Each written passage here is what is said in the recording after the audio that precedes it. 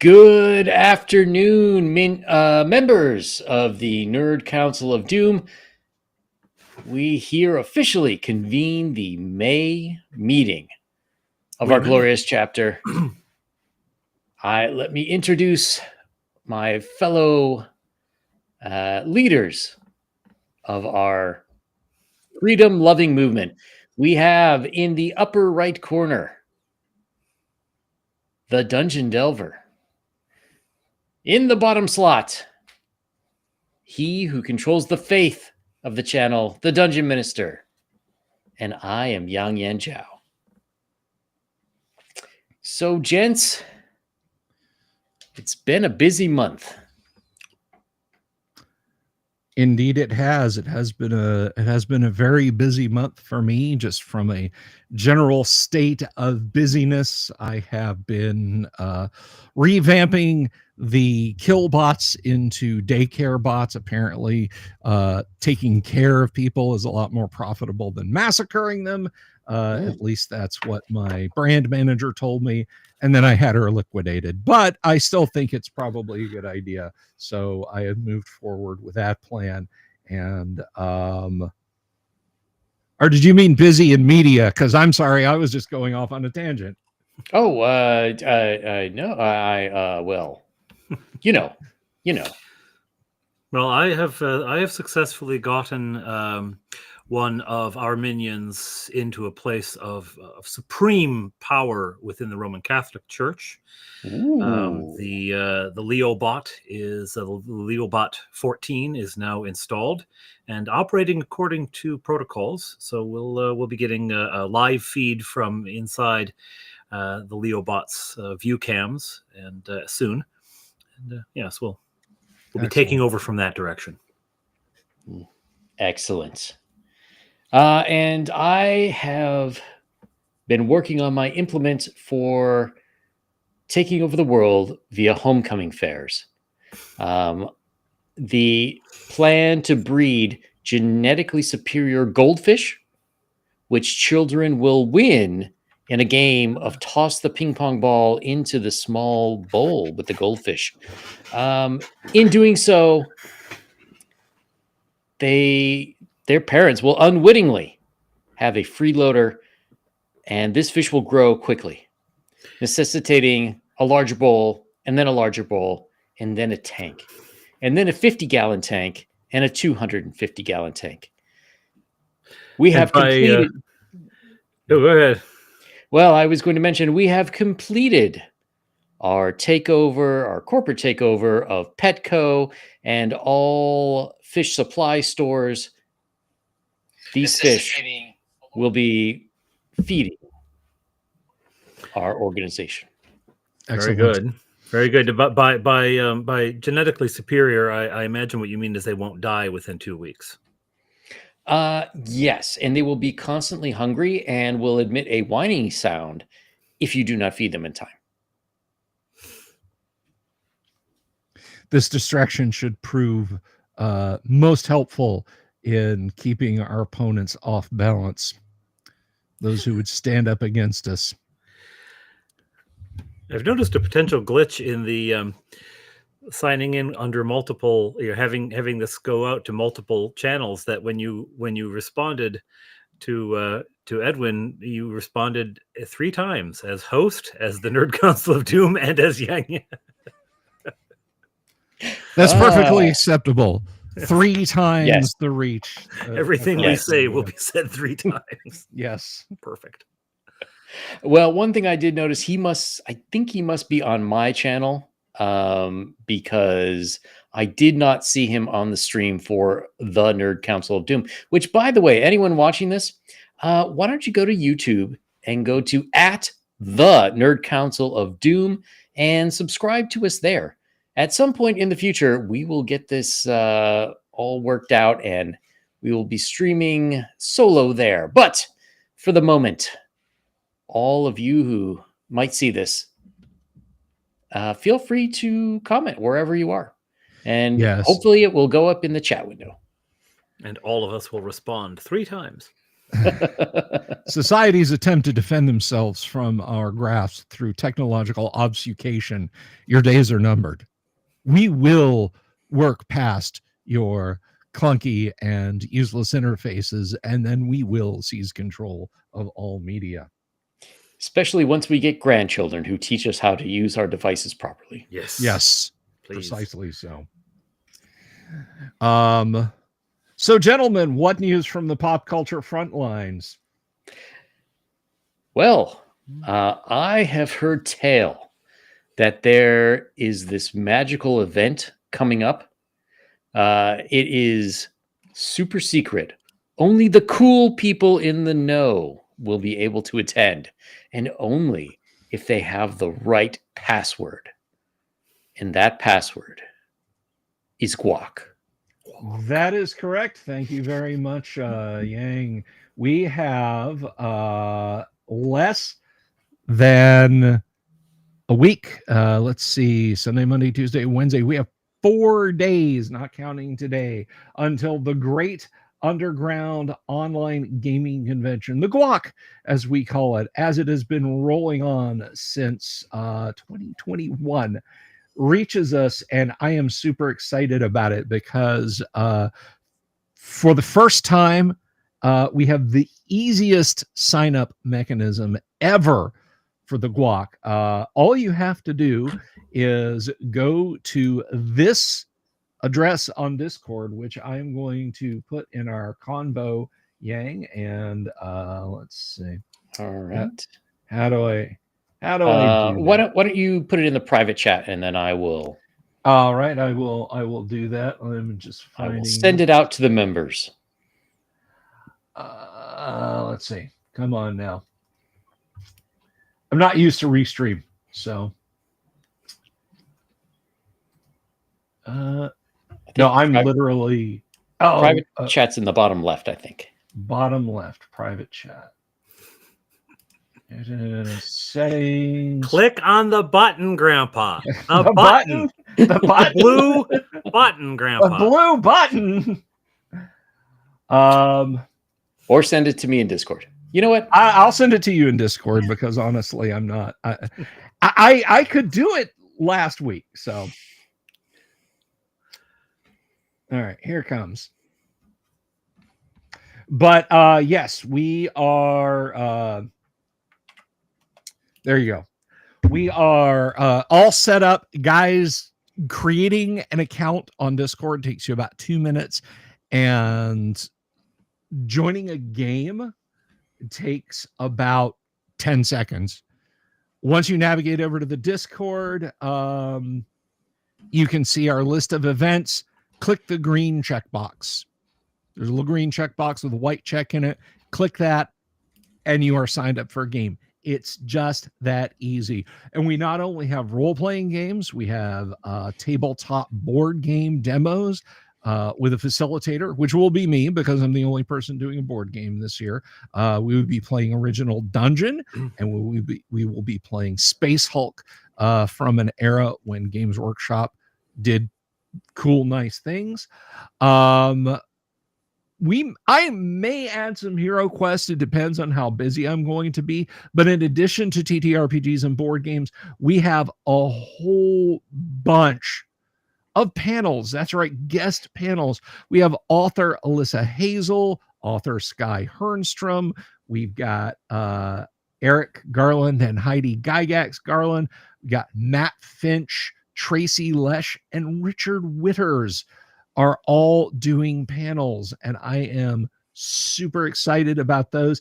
And those panels, they are open discussion rooms where we come in, you'll sit and you'll listen, and then you can ask questions. You can converse with these great authors and creators.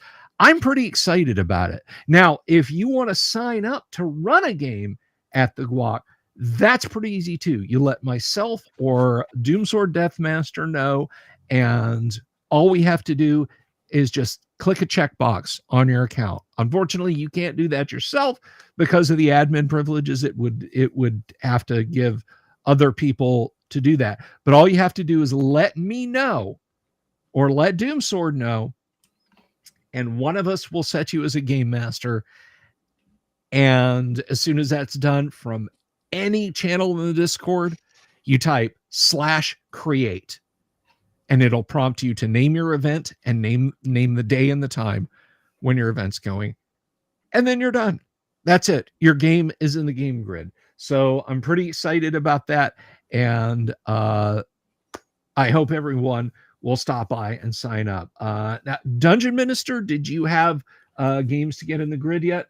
Yeah, I still have to get a game in the grid. In fact, actually, I was poking around last night trying to figure out how to do that. So I just learned that it's /create. Yes, just /create in the Discord, and it will pop open two little places where you can type in the name of your event. You can put in all the details. It's real simple to use. I'm excited about it, and I hope people will tune in, because at the conclusion on Sunday evening, we're going to have a drawing. That's right.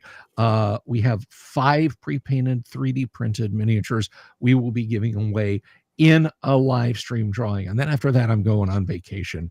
And by vacation, I certainly don't mean I'll be seizing control of a ballistic missile submarine. I have no plans to do that. Why would you guys bring that up? I'm certainly not going to do anything like that, or plan to. So yes, get in the GUOC and get your game on. And I did send you that link, Yang, in the Discord chat. So I hope everyone will be there. Yes, I posted it. And on Friday night at 8 p.m. Eastern, I will be running Chapter 4 from Empire of the Undying Sun, The Mill. Yes, I am. I'm excited that you're running Undying Sun stuff. I've still got by the way, I've still got 3 or 4 RPGs to get into the con. So don't think that I'm only doing the board games. So I've got RPG stuff to get in the con. So I hope you guys will sign up for all of those, because we're going to have a damn fine time, I think. I think so. Excellent. Yes. Oh, and I almost forgot. Hey, Elvin made in. That's right. She has escaped containment, everyone. Stand by to be delighted. But I do want to mention Dungeon Minister has got the merch up. Well, you've got the mutation merch up. Yes. We don't have the Skyhernster merch up. I think I need to get that to you, but I will get you that. But you guys should definitely go to Dungeon Minister's spring store. I hate just calling it spring. I liked Teespring. Yeah, I don't know what they picked up doing that. What that did for them. Yeah. But Dungeon Minister, if you want to share the store link to if you guys want to get the going viral mug with that excellent horrifying art, or anything like that, and Dungeon Minister very generously has kept in his spring store all GUOC events merch. Oh yeah, you can get from previous years. Yeah. If you want to fill up your cart, if this is your first GUOC, but you want to celebrate the Great Underground Online Gaming Convention and get a piece of merch from each one, you can absolutely do that. And I would be thrilled if you did. Dungeon Minister and I do split the profits on that, so it benefits him and it benefits me, and that money will absolutely not be spent on radioisotopes. I can almost guarantee, and by almost guarantee, I mean it will, but I'm not comfortable saying that it will. Excellent. So that is the GUOC. I hope folks will stop by and participate. The only other things I would mention to that is I have had this question come up actually pretty frequently in association with the GUOC. Some people have asked, "Hey, can I just watch? Can I sit in on a session and watch?" It's going to depend on individual game masters. There is no hard and fast rule at the GUOC to to say that game masters have to let you. There's none to say that you're forbidden. You're just going to have to ask individual GMs if you can sit in and watch their games. And the other question I've been asked about the GUOC is, hey, so and so is going to be over here. Do they have to register, or can they just connect? Can they just sit and watch over my shoulder? They certainly can. If they're going to play, I think it would probably be a little easier if they had their own Discord account and were there. That's not like a numbers boosting thing, but it would almost unless you, the person asking, are going to step back and just let them have control of your computer. And the last thing, because I was asked this recently, microphone is kind of mandatory for the online games. Camera is not. You do not have to switch on a camera and show your face. Oh, cool. Okay. Oh, for that. So audio, yes, almost mandatory. Video, no. Video is entirely optional. If the game master wants to use it, or you want to turn on your camera so people can see your smiling face, that's fine. Otherwise, go forth and have fun at the GUOC. I will be there running games, and I hope you'll be there too. Gentlemen, let's broaden our minds. What else is going on? Excellent.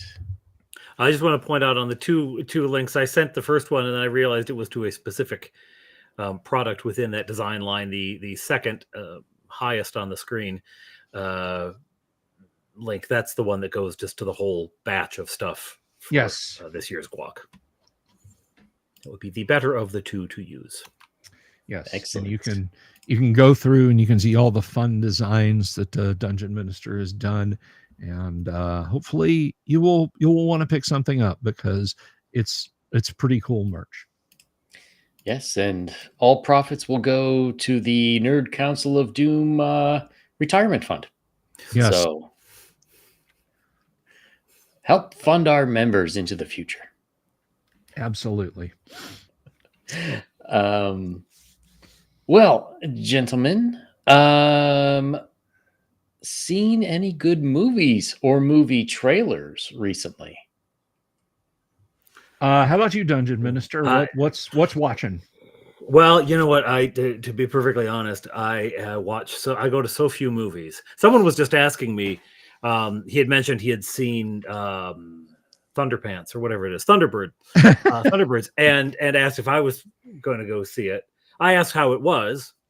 And his response was he described how he enjoyed it. He said, "Are you planning to go see it?" I said, "No, I watch maybe one movie a year. I actually go to, and ever since we had kids, I just don't seem to get out of the house that often. So that wouldn't be one that would grab me and yank me to the theater. I'd sort of save it for you are Thunderpants. That's awesome.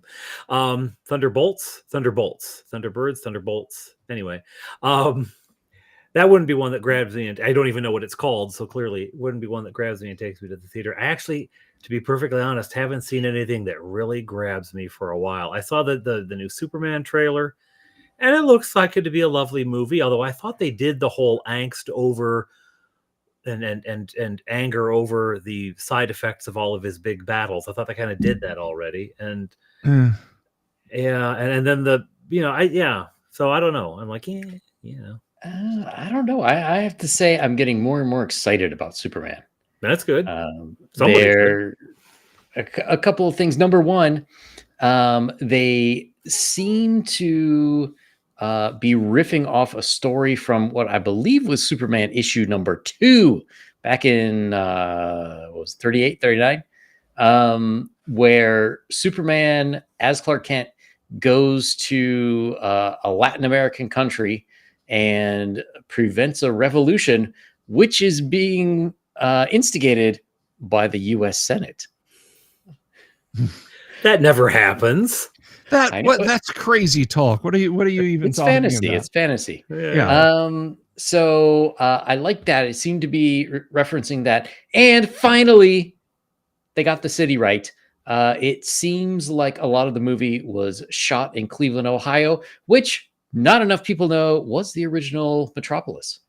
That's right. Really? Everybody mistakes it for New York. It's not New York. Siegel and Schuster started writing in Akron, Ohio, which is 90 minutes away from Cleveland, or 60 minutes the way I drive. And that was the inspiration, since at the time Cleveland was the 5th largest city in the U.S. Wow. Yep. Ultra American TTRPGer makes a comment that I wanted to comment on. And that is that he's against the casting of Nathan Fillion, who voiced Hal Jordan in multiple animations, as Guy Gardner, aka the worst Green Lantern in DC Comics history. He looks like Guy Gardner, though. Ultra American. You might associate his voice with Hal Jordan, but he looks like Guy Gardner. When I first saw stills from him, the movie, I was like, oh, that looks terrible. The glimpse we see in the trailer, he gestures like this and knocks a couple of tanks over with a Green Lantern hand, and he's got that constantly, I'm dumb, so I'm pissed off, but I don't know why I'm pissed off expression on his face. I am looking forward to Nathan Fillion as Hal Jordan, or as Guy Gardner, and I'm not even much of a DC fan, so I'm looking forward to it. Ultra American. I get it. It would be terrible, like if they, and took an actor who played a beloved hero who went through great self-sacrifice, and then just did a stunt casting gimmick and cast him as the villain in the next superhero movie. But of course, fortunately, we don't live in such a horrible timeline. Anyway, So Elvin Maiden says DC struggles with creating a universe solely because Superman and Batman have so many origin stories that making another is problematic. So they need to start from the middle. Well, I think this is, I think that's what they're doing here. It doesn't really seem to be a Superman origin story. No. He's already done a bunch of stuff, and Lois is interviewing him with something or another. And there's a bunch of other heroes. So he's clearly not the first. So I think they're taking your advice. There they are. All I know is my boys watched me watching the trailer, and Touchberry, my middle guy, says, "There's a lot going on in that movie." That's like, seems to be a lot happening. I don't know. Well, I'm sorry, Yang, go ahead. Oh, no, go ahead. Go ahead. I was just going to say, one of the more admirable qualities of the otherwise really terribly paced Superman Returns was, for those of you who don't know, what Superman Returns was, what, 08, 09? Or was it earlier than that? That movie had pacing problems, but anyway, the point was they just built it on top of the Warner Brothers Superman movies from the 70s and up into the mid 80s. I thought that was pretty damn admirable to say, you know what, we're picking up, we're continuing on. It's the same story. But they dropped that. And it's been, we've had a Kevin Costner as his dad. We've had, how many Superman reboots have we had since? Well, and if you plug the TV show in there as well. Yeah. Well, which TV show? Which TV show? Yeah. So but I specifically, I did not see it because I just, as I said, I don't really go to many, but the Cavill one dealt with the whole we hate Superman because every time someone comes to kill him, a city is destroyed. He's the bad guy. He's the real danger. So Batman goes after him. We've dealt with that whole thing, and it looks like that's included in this latest one as well. It's like, I think we just did that, like not that long ago. Wasn't that the thing? Or am I wrong? Was that not the thing? No. I mean, I think you're right.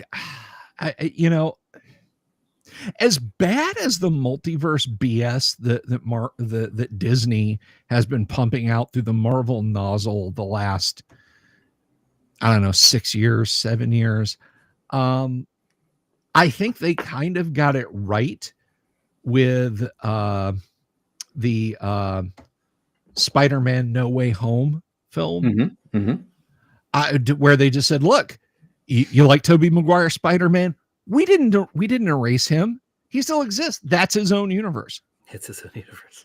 You know, and they brought them together and they said, "Look, something for everybody. We can appeal to all brands." And I remember memes floating around as a close-up shot of Sam Raimi's face, who did that movie, and he also did the first, he did the 3 Tobey Maguire Spider-Man movies, and it said it was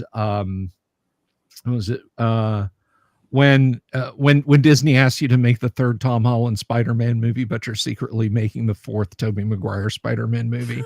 And it was, you know, it was pretty well done. But DC, like, do you ever go to an arcade and there's one like really clapped out machine, and like the fire button has been pressed so many times that like the plastic framing underneath it can be seen, and there's a worn out spot on the console? That's Universal hitting the reset button on DC so often that's happened. It's like, I don't care. Yes, Bruce Wayne's parents killed in an alley after a movie, falls in a cave. I am the night. Okay, but we get it over and over. And they kind of leaned into multiverse, because the Batman that you love is just fine with that abysmal Flash movie. But they've abandoned it, and again, like Emmy says, they just keep rebooting it over and over again, and it's just, I don't know, man. Mean, I don't know. The last Batman movie, which I couldn't remember the title to save my life, might be The Batman. I'm not sure. The Batman, yeah, it was The Batman. Robert Pattinson starred. Yeah, so Batman. that was in the middle. We didn't have to go through his whole origin story again.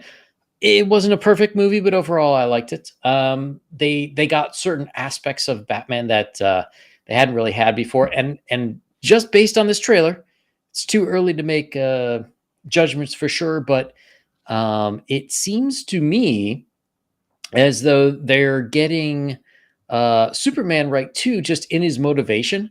Like I've always said, Clark Kent doesn't really like being Superman. He does it because he feels a moral obligation to be Superman. And just based on the quick scene where Lois is interviewing him. And Lois clearly knows that Clark is Superman, at least for part of this movie. You know, he's very frustrated because he's trying to do good things, but you know, to me, it says like, I have to do these things. It's morally correct for me to do these things to try to save people because I can, but it's not necessarily what he wants to be doing.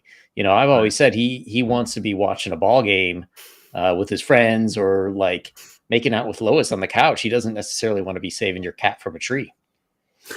Yeah. Well, I mean, the movie in and of itself looks like it's probably fine, although I do agree with Touchberry that there's a lot going on.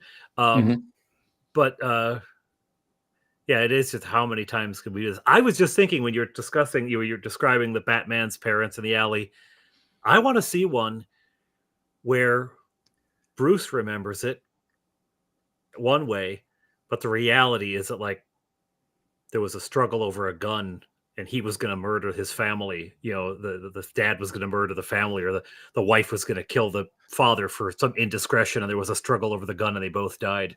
Oh, that's dark. That's what I want to see. Padre, and that is just going straight for the. Oh my gosh! But then he makes the whole Batman thing as an escape from who he is, because who he is tied to these two people who, that's what I want. And then get the Joker out of it. The Joker can be insane on his own. I kind of liked it in the Joker. The murder down the alley isn't done by the Joker. It's done by one of the guys, the goons, who's inspired by him. I like that. Mm-hmm. Yeah, I Joker was phenomenal. Joker was hands down one of the better films I've seen. I mean, it's not. I didn't enjoy the Joker because I was having this discussion with one of my minions. A film like that, you can't really say that's like Fight Club, or Saving Private Ryan, or Taxi Driver, Apocalypse Now. You can't really say you enjoy a film like that, but it is absolutely something you can appreciate and take in. And I mean, Joker's not. It's simply flat out. You take away Wayne, literally take the name Bruce Wayne out of that film, and Metropolis out of that film, and it is Taxi Driver. It is every ugly slice of life film. And I thought it was daring, and it was bold, and it was brilliant in doing that. And that was it was just so exceptionally well done. I mean, there's nothing, there's no sky beams, there's no energy fields, there's no Avengers, Iron Man 3-point landings. It is a man falling apart under the relentless assault of a society that doesn't care, which, lest anybody get ready to click that report button, I'm not saying he was right. I'm not saying what happened in that movie was good. Well, the other thing is, like, it's not any Joker with a apparently out of nowhere some vast resource pile from which to hire goons and rent helicopters and all this stuff. At least in the Tim Burton, you understood where he got the money for it, because he took over a huge crime organization. Right. But so often, like, how, I repeat the Joker's own question from that movie. Where does he get those wonderful toys? Where does the Heath Ledger Joker, where did he get the money for that? And then the plan, the layers of the plan, and it's all complex. Do I look like a guy who's got a plan? Like, yes, you do. Clearly. Yeah. A very detailed plan that requires precise timing. Well, but if we start picking apart superhero movies, we're quickly going insane. Yeah, you start pulling at that thread, and we wind up like Ryan George. Hey, wouldn't this work? Wouldn't that not work if this happened? Hey, shut up for a second. Anyway, yeah, hey, shut up. That's why I like Kick-Ass in terms of superhero movies. That one, it's about right. I quite liked it, and I am shocked and appalled that you know that movie, Padre. But no, Kick-Ass is a wonderful superhero movie. It's a lot of fun. It's one of the very few movies I own digitally. I generally want to have the thing, but that one was an impulse buy at like 2 a.m. So right.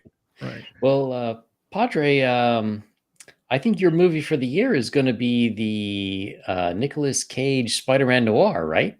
I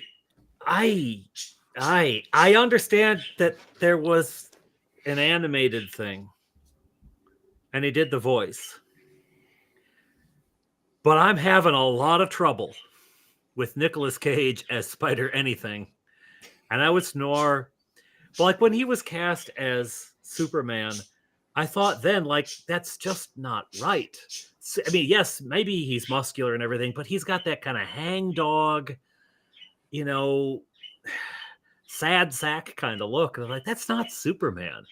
Ghost Rider, absolutely. Superman, and I have the same feeling on Spider-Man. It's like, hey, now, I know Peter Parker's got to grow up someday, and maybe he grows up to be Nicolas Cage. But that's a weird world. Like I'm trying to mentally go from any of the recent Spider-Mans, Tom Holland to Nick Cage, Tobey Maguire to Nick Cage. I don't know, Garfield to Nick Cage. I just don't see it. I just don't see that transition. But I guess prove me wrong, Nick Cage. Prove me wrong, children. Yeah. So that's a weird one to me. And again, I understand there was a animated thing and he did the voice, but as I think Mark Hamill made evident, doing the voice and actually being on screen are two very different things. Because no one would ever say, "Oh yeah, Luke Skywalker, the Joker, he's it," right? Yeah, but it worked because it's voice acting. It's a different thing. He did play. I think it was. I want to say Taskmaster, but that wasn't it. He did play a character in the Flash TV show from the 90s. He must have been really hard up. No, the 90s. He would have been doing he'd have been doing Batman then, wouldn't he? Yeah. Oh, I worked in a media store, ostensibly a record store, and so many of my coworkers who were nerds like me were just like, "Oh, Bill, you've got to see Mask of the Phantasm. It's fantastic. Mark Hamill voices Joker and yada yada." And I was like, "Yeah, I'll check it out someday." It was never really a part of my zeitgeist. If I watched something animated in the 90s, generally it was Japanese animation. Which it's weird to go back and watch Macross Plus and realize that it's hard to say protagonist when you're talking about Macross Plus, because it actually, there's a love triangle and there's three very damaged young adults who are all afraid to admit their feelings to each other. Yeah, it's anime. What are you going to do? It's just like us. But yeah, the test pilot or one of the test pilots in it is voiced by Bryan Cranston. You're hearing Walter White when you're hearing this chipper, enthusiastic, young, almost Maverick and Top Gun like character. We can talk about that someday.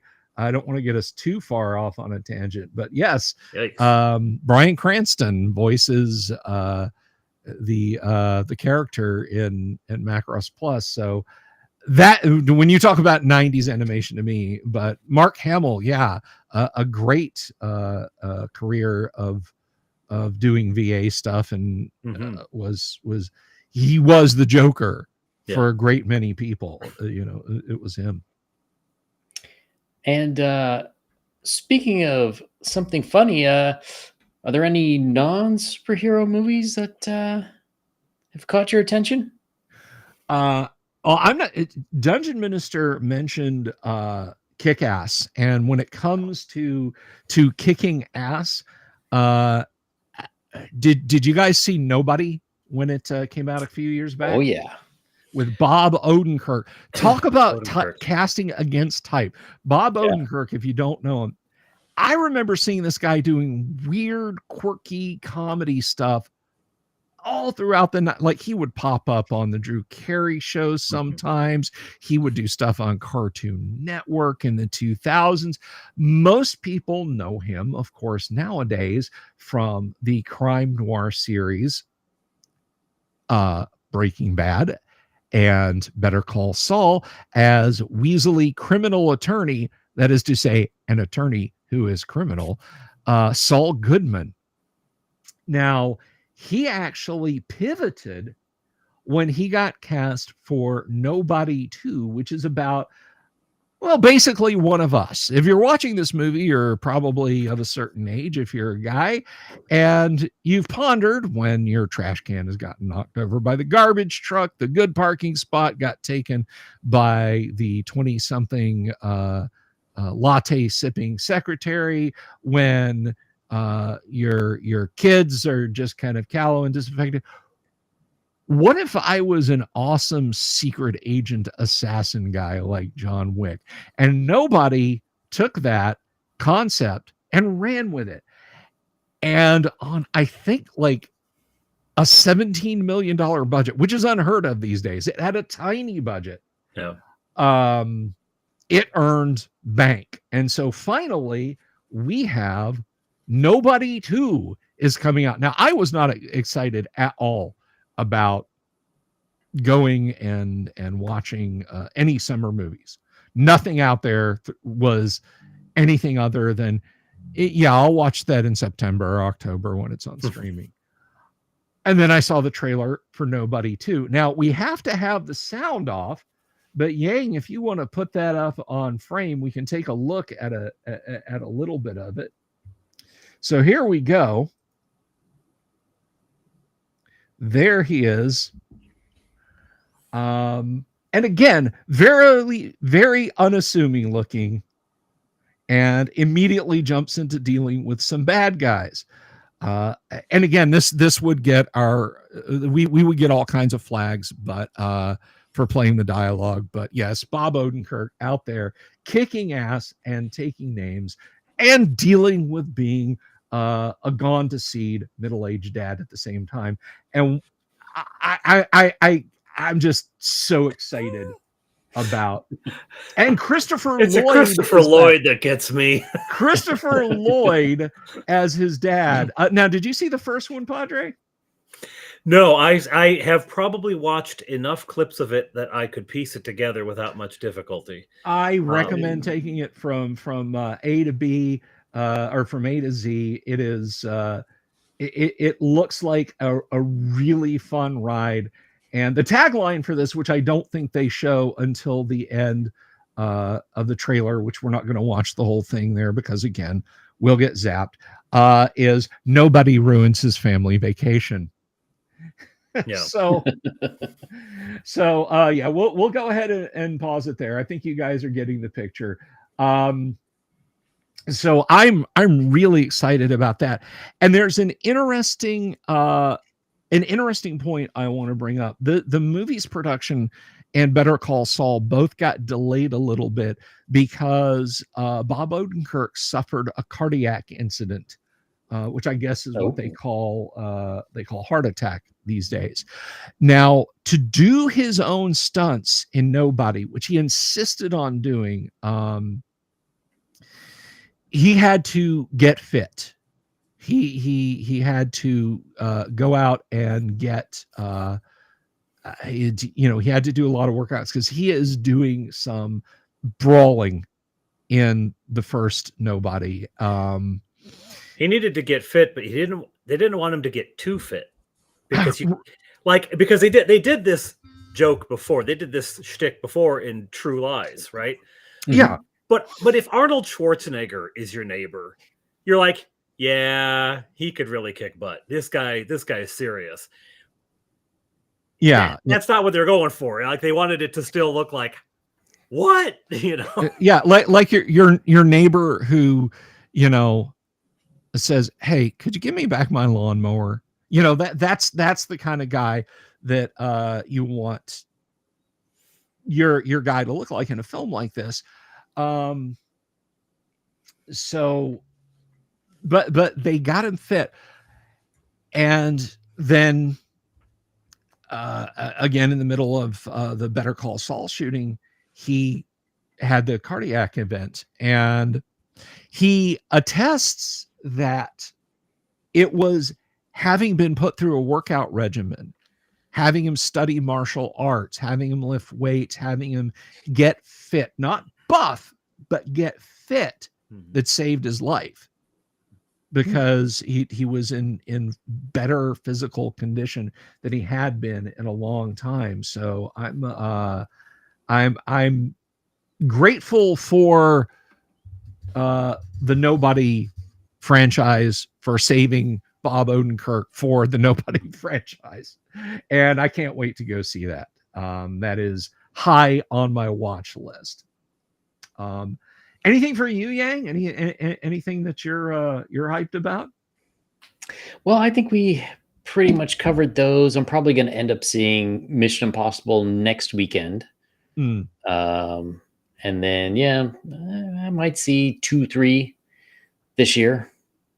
But movie-wise, I think that's about it. The question about the Mission Impossible watch is, will you have to hold 2 soup cans connected to a little potentiometer? That's a Scientology joke, boys and girls. Okay. I don't know. Maybe they'll give me free ones.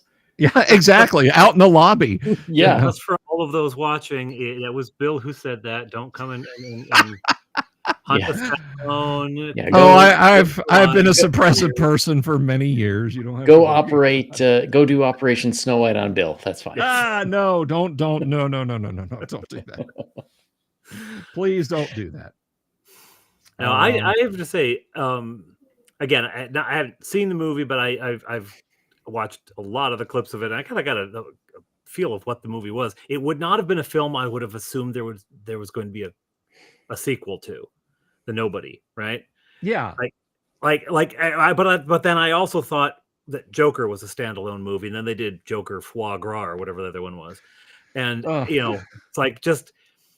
It really is that Ryan George producer man, but can we make more money?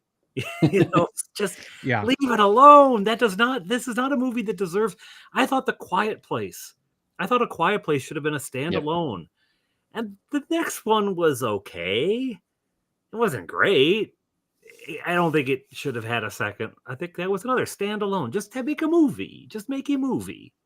But, the one thing I'm concerned about with Nobody 2 and the Nobody series is that it's going to go down the John Wick rabbit hole. I really like John Wick 1, and with every movie after, I like them less and less.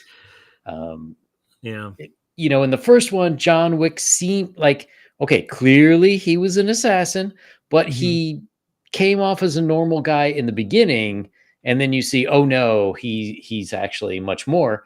Sort of like Nobody. But once that shtick is gone, like.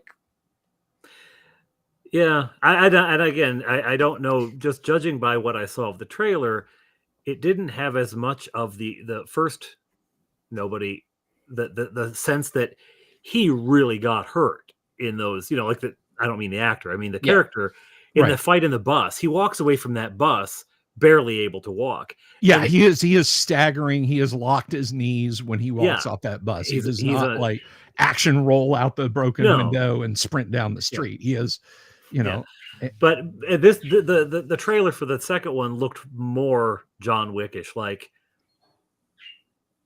he's just unstoppable, right? Well, what I always got the feeling, again, from what I've watched of the first one, was that yes, he was very dangerous. He was an extraordinarily capable person, but that he was always about this far away from buying it himself, right? He was always about this, even when it was just the schlubs invading his house. If one of them had decided to shoot, it's over, right? Kind of thing. So, but we'll see. Well, I will say this: watch all of the trailer. I don't think they shy away from he's getting his ass beat. I don't think they're leaning away from that, but I agree with you. I don't want to see 5 Nobody films.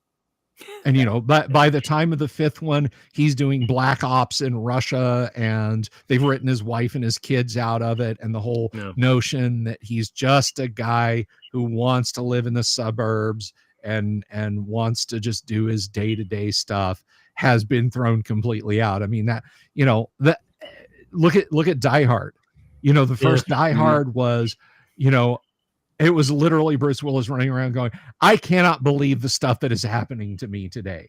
Yes, he was incredibly capable, but walking, when he yells for hands at the end of the movie and his voice is hoarse and he's staggering and his feet are wrapped in bloody cloths.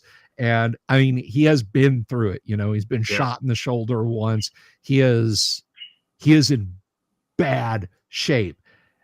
And by the end of it, he's just like, taking on Russian mobsters and stuff like that. Yeah. And he has one yellow and red diamond on his chest away from stopping a speeding locomotive. And I really don't want them to do that with Nobody. So I will watch this movie with greatly guarded optimism. And if at the end of it, he's got a split lip a busted kneecap. You know, the top of his car is peeled back and flapping in the wind as he and his family drive on to the rest of their vacation. And he's just like, you know, I'm getting too old for this, and I really don't want to do this again. And they let him just ride into the sunset.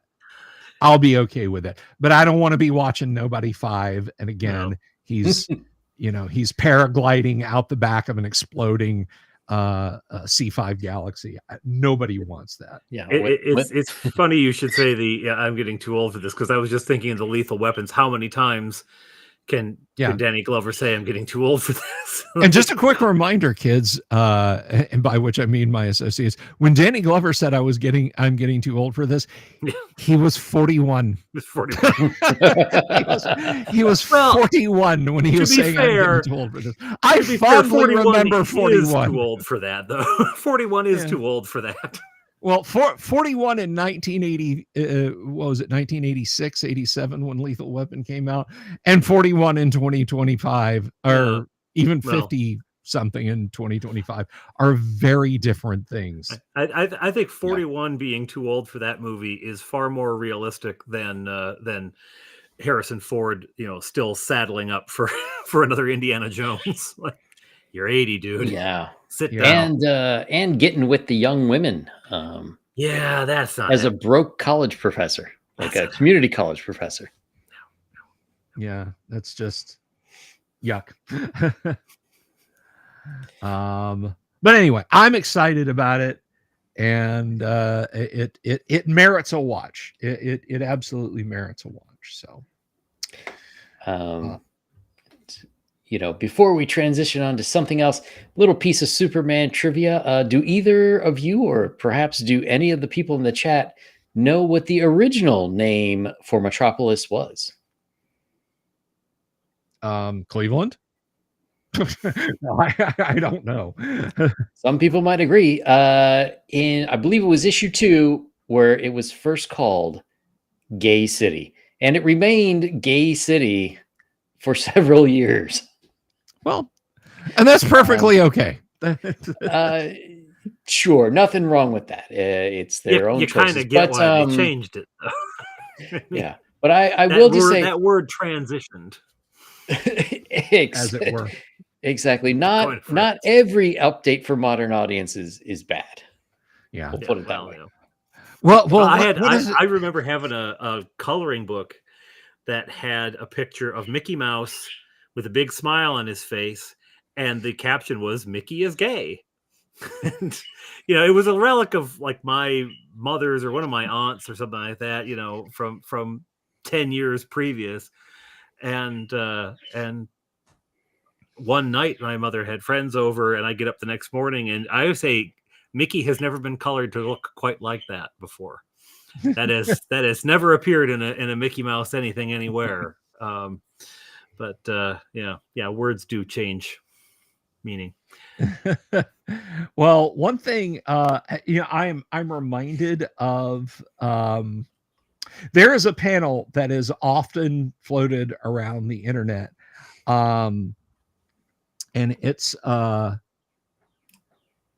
from an issue of the Avengers, and it's from the early 1960s, or, well, I mean, obviously if Iron Man's in it, it would be from the late 1960s. But Iron Man is speaking truth to power. He is talking to Captain America, who's having an uncertain moment. And he tells him, you know, I almost feel like I need to find this panel. I should have had this pulled up. Let me see. I got to be careful Googling this too. You'll be on a list now. Yeah. Oh, he's already on a list.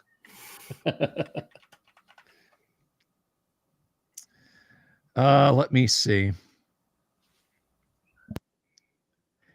Yeah, so I'm gonna pull this up. This is an actual panel from the comics, folks. I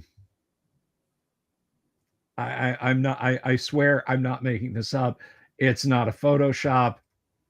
There you go, Yang. I'll zoom in on that. Still brooding, eh? Maybe what you need is some solid dick from an Iron Man. Maybe I do, Shellhead. Maybe I do. What he meant is the straight truth. So just like Gay Are you City, sure? I don't have the whole comic, so just like Gay City being Superman's first hometown, adopted hometown outside of Smallville. Yikes. Yeah.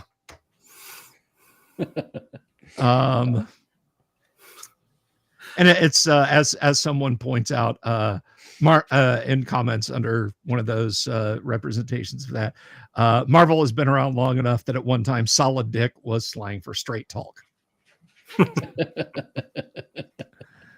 But let's move on. Yeah, well, speaking of comic books, something I kind of wanted to bring up. Yes, tell us. I'm excited about this. So, and this isn't, even though it's mainly comic at the moment, but it's not entirely about comics. This also affects us in the indie game publishing industry. And that is right now, at least in the US, it is kind of difficult to find inexpensive printers. One of the main barriers to actually publishing your stuff is, unless you're going to do PDFs, you got to get the thing printed and sent out. Now, my personal belief, and tell me if I'm wrong, chat, is that most people, if possible, would prefer to have like an actual book for, if you're talking about tabletop gaming, for a campaign guide, or like the magazines, Dragon Magazine, you want the physical one. And this is a big problem for indie comics.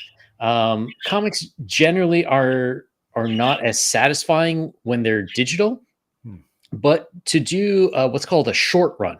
Now, in order to get your cost per issue down when you're producing it, you need to have very large print runs, like 1,000 plus issues. The problem is, if you look at most small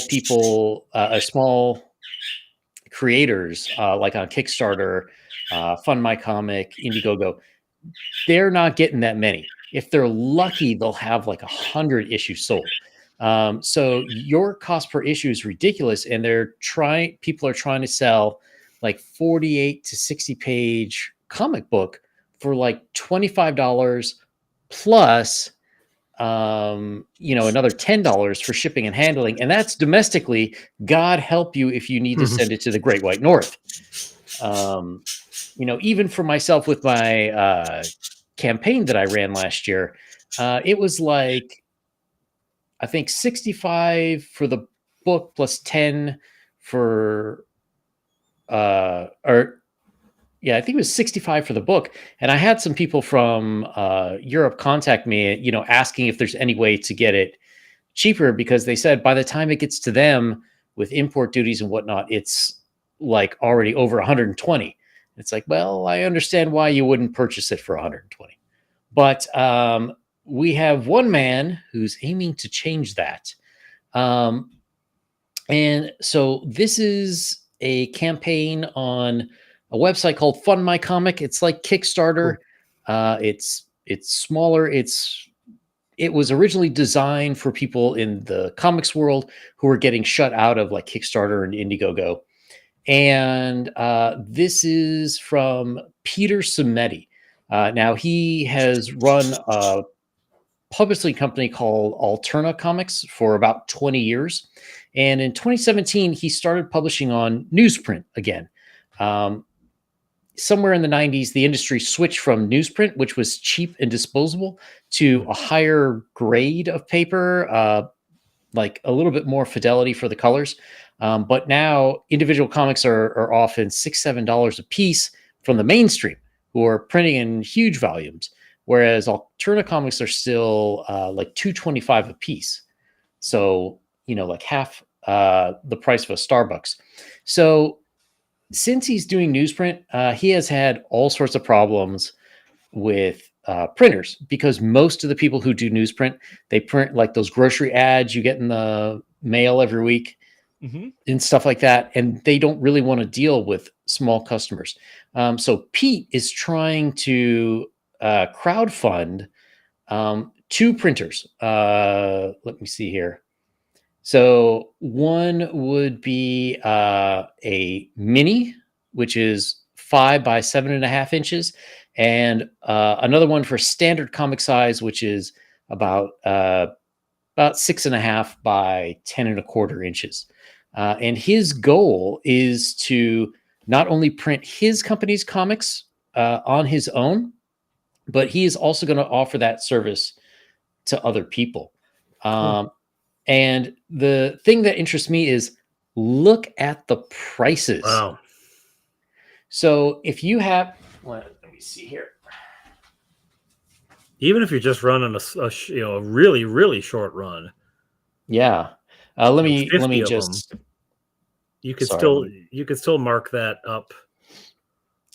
So this is the size of a standard size comic books. This is the 10.5 by 6.25. So if we take a look at these prices a little bit here, so one that big, let's say I've got a module and it's 20 pages, right? Which is a pretty hefty size for a module. I think if you were printing, so let's say maybe I want to print 100, because you always want to print a little extra, right? Full color, it would be a little less than $2 an issue. For 100 count, black and white, that would be $1.52. $52. And I think, I mean, if you're going to be printing it on newsprint, I'm betting that you're also doing black and white illustrations. I bet you're also, paying homage, and you're getting some Otis style. You're getting some Easley style.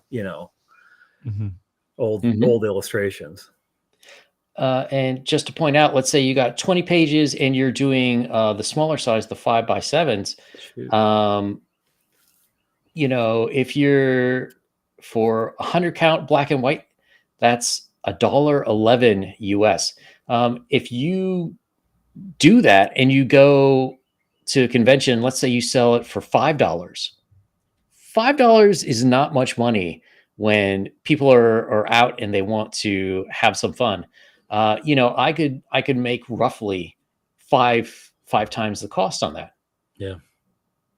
And even if I were cheap and I wanted to do it for like $2 or $2.50, I would still make out. And it's the same thing with let's say you're doing a campaign and maybe you're selling modules. I think a print option from this would be excellent, especially when you're comparing it to desktop RPG. And these guys, which are just starting to cost a small fortune. Yeah. So, my recommendation. Sorry. And the one nice thing about this campaign is he's got some stuff here. He's got T-shirts and whatever, blah blah blah. But the important thing is he's selling vouchers. Oh. So if you want to help to fund him get this equipment, you can prepay for orders right now. Cool. And it has anywhere from, $50 worth of material all the way up to $1,000. Not that I'm expecting anyone to do that.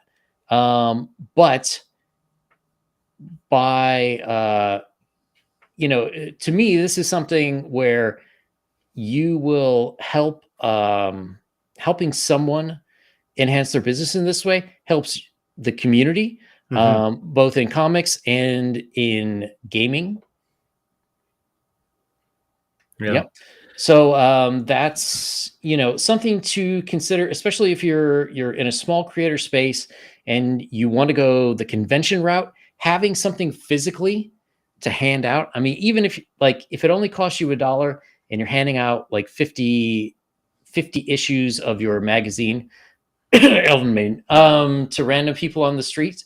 that's an advertising goal. If you need a little bit of material to give away as door prizes for conventions, Mhm. this is a fantastic way to do it. You're going to need to figure in, however, how much it costs for him to ship it to you once it's printed. Right. But still, Yeah. still, it's going to be better than getting it printed pretty much anywhere else. My only concern with that for gaming stuff, Yang, is I mean, how old school of a paper quality are we talking here? Because you start looking at stuff from the 70s and even the 80s, and that's getting pretty crispy. Well, it can not hold up well. So it is possible. However, if you see in here, he mentions it somewhere, but he's talking about using archival quality inks, number one. Okay. So they're not going to rub off on your fingers. Okay. And supposedly they last like 200 or 300 years. And the second is this is newsprint of today, which theoretically lasts longer. But one of the nice things about this is that it is kind of a disposable medium. It's kind of an impulse buy. So if there's somebody in their 20s here who's expecting to keep it into their 70s, like, okay, be careful with it. The comic I was showing was from, I think, 1985. Yes. So 40 years later, it's still here. Oh, I recently sold, recently, like 5 years ago, sold a bunch of Nick Fury comic books that my father had stashed away. And I mean, they were still perfectly readable. Now, they'd sat idle for most of that time. They weren't being used, and people weren't running the games out of them every weekend, kind of thing. But so there's, I mean, I also remember the comic books that I really devoured when I was a kid, and they fell apart in my hands eventually. Right. But so it's one of those things. If your intention is to keep and preserve them, I think that they will keep just fine for the remainder of our lifetimes. But if you're reading it every week, taking notes out of it, then it probably would not last as long. I think old school war gamers comment here that gamers appear to want to pay more. There was a phenomena in Toronto when a coffee chain, I think it was in Toronto, it was in Canada at any rate, a coffee chain starting up.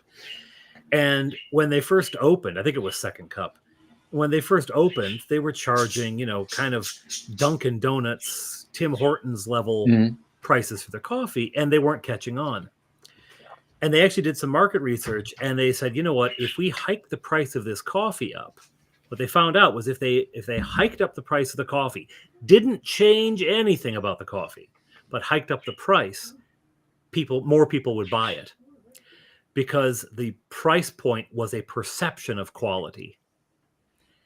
There was no difference in this is my argument on Starbucks. Essentially what they did is they bought everyone else's burned beans and said, hey, we'll take those, and sold them for a ridiculous price, and everyone went, this is really good, it must be, it cost me $7.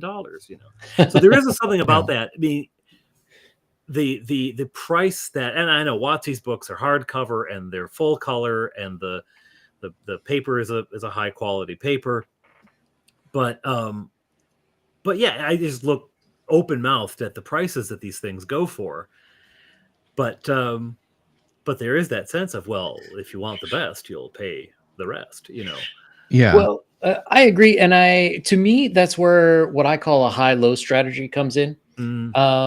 You kind of need, like, if you have something physical to give people, especially if you're going the con roads, they're going to take a look at it.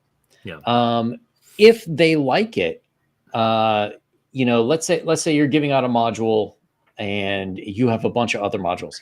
If people like this stuff, old school wargamer is right. They might want a better quality version. They might want maps that come with it. Then you can sell them on a higher quality version. Maybe it's bound in a hardcover. It's got perforated edges, so you could take some of the battle maps out. And you could sell like, heavy, very gloss paper. You can absolutely do that and go the high route, more expensive, hopefully larger profit margin for you. But, if you look at the modern comics industry, a lot of people just aren't buying at the price point. It's become too expensive. They used to be a disposable form of entertainment, and they were also impulse buys. Yes. So that's the thing. And that's what this machine and this campaign, I think that's really the heart of what this would give a small publishing company or an individual access to, which is copies of the material that are so cheap. It's like half to a third of the price of a cup of Starbucks. People will have $2 or $3 lying around in their cup holders in their car. So they'll be willing to, pay that. And once you get your foot in the door and they see your content is high quality, then hopefully they'll come back for more of these, or they'll switch to the premium model. I always wonder about, in terms of, obviously in terms of comic books, when I was reading them, I'd read them and I reread them, etc., and they'd fall apart, and that was fine. It didn't matter. I was never an archivist. And sorry, the bird's going crazy. I don't know why. And I wonder about these modules costing $50, $60 or more. I mean, this is Canadian prices. But once, especially the way 5e modules seem to be organized, it's like, this is an entire campaign. You will do your entire, and the campaign will only last a couple of months. Maybe 3 months you'll play this campaign and then you'll be done with it. Then what do you do with that book? Like, I know it's high quality and everything. Maybe there's, maybe the last, 20 pages are some monsters that are special for this module that you can use another, but like, other than that, what are you doing with the book afterward? And so there is, I think, really a space to print up a module in a relatively disposable form that, I ran this with my group. We've done it now. That's done. We can't do it again because they know where all the traps are. They know all the monsters. There's no playing it again with this group again. Maybe I've got another group. I could probably get 3-4 plays out of this thing before it starts to show anywhere at all. That's going to be fine. That's going to be fine. Bird's driving me crazy too. No, I'm just bird. That's fine. Is your bird is nice bird. These pretzels are making me thirsty. Well, I'm excited to see what this does. Bring back the spinner rack at 7-Eleven. That's what I say. Definitely. If I have the opportunity to go to a certain maple syrup themed con this year, I think I will definitely be bringing some goodies with me. Absolutely do. Absolutely. Excellent. I continue to say you need to, I know you're going to have a rollout going on, but you got to time it to work with it. Yeah. A feature, not a bug. Well, I'd love to make it up there myself one day, but who knows? Hey, great old ones. How are you? Good to see you. So what else is going on? Well, I have to admit, for the first time in months, the video game industry, everything is fine. Everything is A-okay, and absolutely nothing bad is happening right now in video games. I'm very, very happy to report. It looks like, things are just wonderful. And I don't see anything but room to grow, unless some kind of weird controversy what's that? Hang on, for God's sake. Put it up on the screen, Yang. So in case you've been out of the video game business, and my little wind up there being an obvious sell, Bungie, the company that created the innovative first-person shooter, and what was irritating to me was back in the day, it was an exclusive on Macintosh machines. The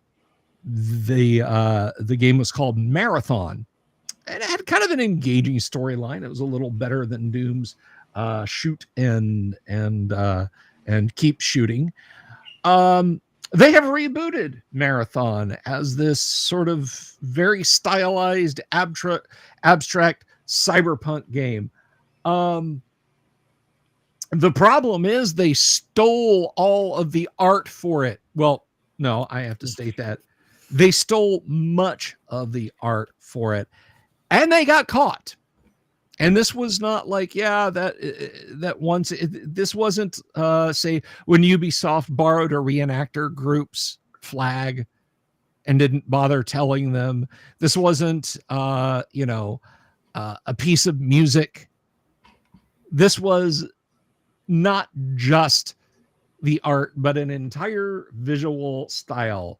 So let's dive into this. This is over on Forbes, but you can find this on just most social media.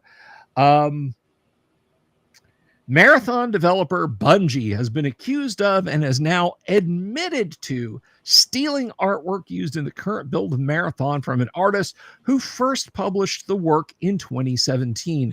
The artist is Anti-Real, who posted several comparisons of her work and existing Bungie Marathon assets, which go far beyond inspiration and often are direct one-to-one lifts of images, words, symbols, and even Anti-Real's own personal logo. So we can hop over. That's really ballsy. That is. Yeah. So this is over on X. This is some of the art pieces here. Very cool, very cyberpunky stylized poster, and every piece of it has been cut and pasted all across the Marathon shooter. And here, the blue lines aren't just there for style. They're literally showing where these pieces were cut and pasted into assets for the game. This was not a case of, our asset guy was walking around with the digital camera, snapped a picture of a cool piece of art. Right. This was quite simply a case of Bungie just stole everything that wasn't bolted down. Here we have some kind of ASCII art. Yeah, it's pretty rough. It's pretty rough. One of Anti-Real statements is, Bungie is, of course, not obligated to hire me when making a game that draws overwhelmingly from the same design language I've refined for the last decade, but clearly my work was good enough to pillage for ideas and plaster all over their game without pay or attribution. Within a matter of hours, as this began to spread virally, Bungie issued a statement saying it was oh God, here we go. My girlfriend lives in Canada. A former Bungie artist, you wouldn't know her, she doesn't go to this school, who included the decals in a texture sheet that ultimately went in the game. The issue was supposedly unknown by the existing art team, but obviously many, many questions have been raised about all this as Bungie continues to investigate. My question is, when shit like this comes up, why it is that companies say, oh no, they don't work here anymore. You wouldn't know them. They go to a different school. They're from Canada. My response, if I were Anti-Real, would be, oh, okay. Tell me their name and I'll pursue legal action against them if you guys will just stop doing this, because they're the thief. So tell me who they are. Because you would get dead silence, stammering, digging at the floor with their toes and not meeting your eyes if you asked for that. I am reminded very strongly of when Wizards of the Coast got caught putting AI art in Storm King's Fury, and suddenly the artist was a contractor, not really a regular. We don't look, that's not, that person isn't, they're not, don't even. This is the same, the same kind of language, the same kind of verbiage. And And Forbes, of course, goes on to say there is no disputing the asset rips. They are one-to-one in many, many cases that are clear to see. The result of that, if Bungie will simply cut the artist a check and credit them, is unclear. It is possible that legal action could be pursued here, but the artist did not seem to think they had the resources to mount the campaign. That could change given the attention the story's now gotten. So I would hope they absolutely can. However, there are now larger questions being raised about Anti-Real and Marathon's overall aesthetic. Looking at the image gallery of their work, the design language the artist mentions could easily be early concept art for Marathon designs if you didn't know any better, from the images themselves to even the color palette. It is true that this artist did not invent an entire genre of art, but even across well-known cyberpunk influences in media, I, that is the author of this article, have yet to see anything this close to the gap between this work and Marathon. And obviously there were direct pieces lifted straight from it, so Bungie had its eye on it in some capacity. And it's been discovered that several Bungie employees follow the account and have followed her for years without any communication. Her work went up in 2017, and by most accounts, Marathon started to develop around 2018. Taking a vibe as opposed to exact pieces is harder, if not impossible, to prove, but in this case, perception is quickly becoming reality and the narrative is hardening. Marathon, amongst many criticisms, always at least had its unique art style and aesthetic as its bright spot.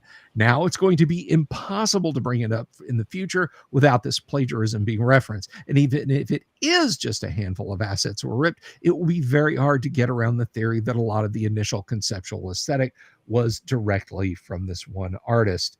And again, we see more ripped assets being listed there.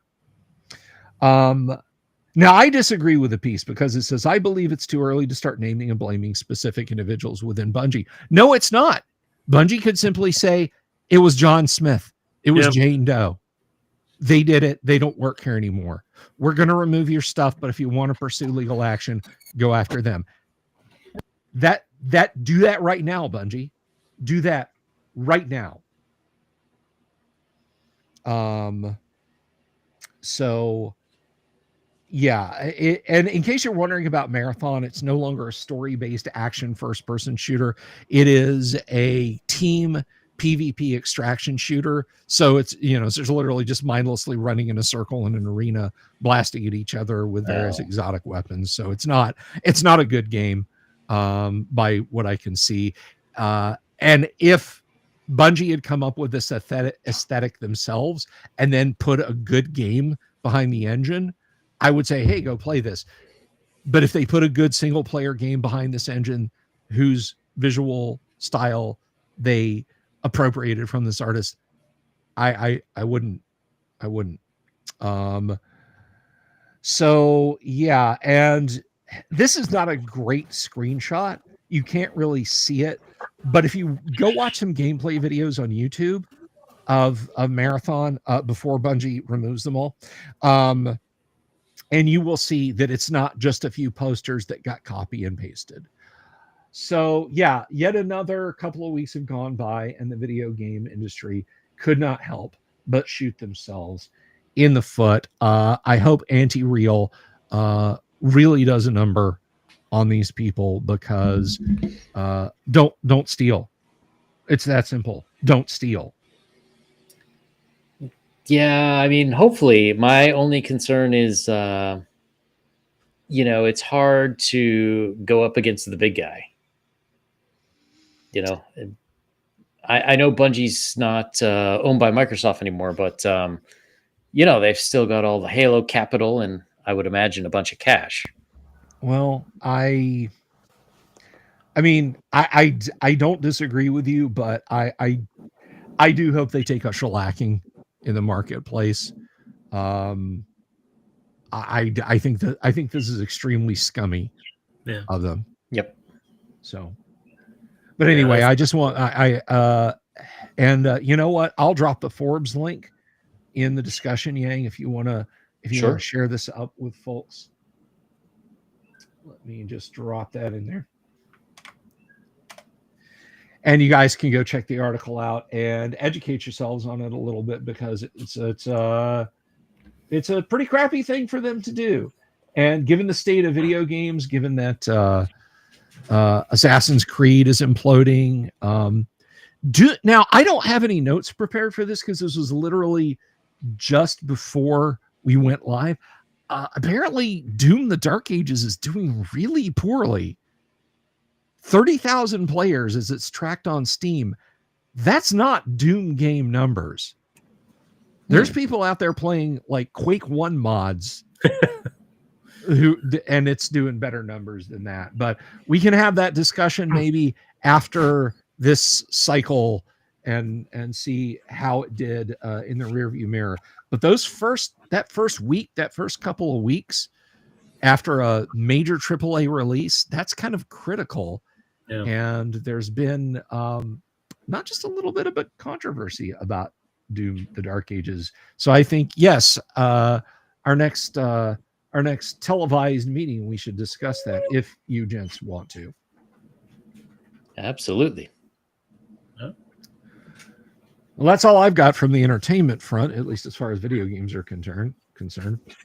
I agree with you, Patty. I would much rather see AI art than ripping off rando artists. The irony being that AI art rips off rando artists just trying to make a living already. So it's kind of, 6 on one hand, half a dozen on the other. I agree. Well, gentlemen, is there anything else on the schedule for today? Nothing else for me. I've got an ICBM test at 5, a nanotechnological weapons PowerPoint presentation at 6, and then I think I'm free for the rest of the weekend to prepare for the vlog. Excellent. I'm going to be putting a recap video live this afternoon, which will, of course, have the hypnosis embedded in it to control the populace, as usual. Excellent. And I'm going to be live tonight trying to paint minis. But so I'm all over the place on this Saturday. Excellent. Well, Wednesday, I will have Peter Simeti. He is the guy running that print crowdfunder we talked about just a little bit ago. So if anyone had any questions about it or anything, come check him out on my channel at Yang Yan Zhao 4. I believe it is Wednesday at 9 p.m. Yes, 9 p.m. And hey, for anyone who is watching this, if you haven't come over to YouTube and sign up for us, come on over and sign up at the Nerd Council of Doom. We are, of course, more than happy to have you on our individual channels and over on X, but come on and join us on the Nerd Council. It's a lot of fun, much easier to see what people are posting. Yeah, what? Absolutely.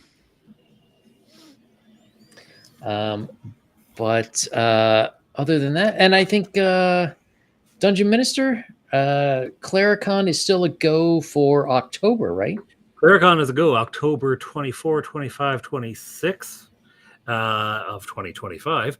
And I'm firming up the schedule now. I'm getting DMs and GMs and referees and storytellers and all the other variety of lingo around what is essentially the DM for all the games lined up.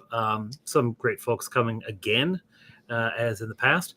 So that's one thing. If you are either in the area or willing to travel and able to travel and want to run a game, talk to me. And if you would run a game online, because there's going to be an online component. We just got started at the last minute last year, and it never quite worked out. I know, Yang, you had a bit of an issue at your place. Yes, that prevented you running a game. But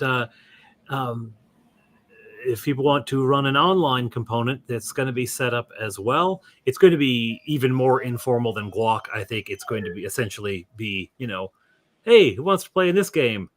Okay, I will. I want to. Sorry, we are having enough people already. It's not going to be terribly programmatic, but anyway.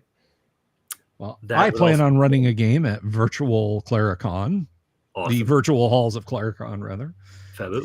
So, and anyone who can make it, get a parka, start to like poutine, and you will be all set. It's lovely in late October in Ontario.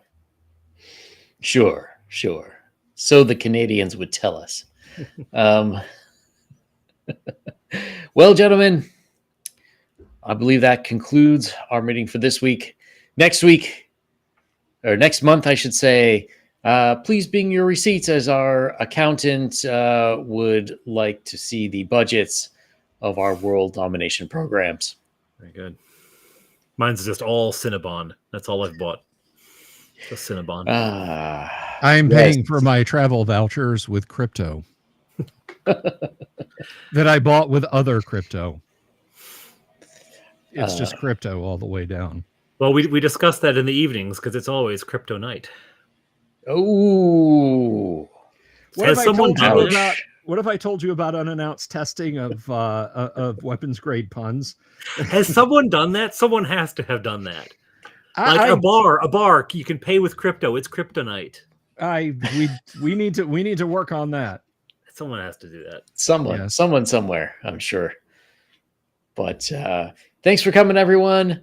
Like, subscribe, and we will be back in June at some point.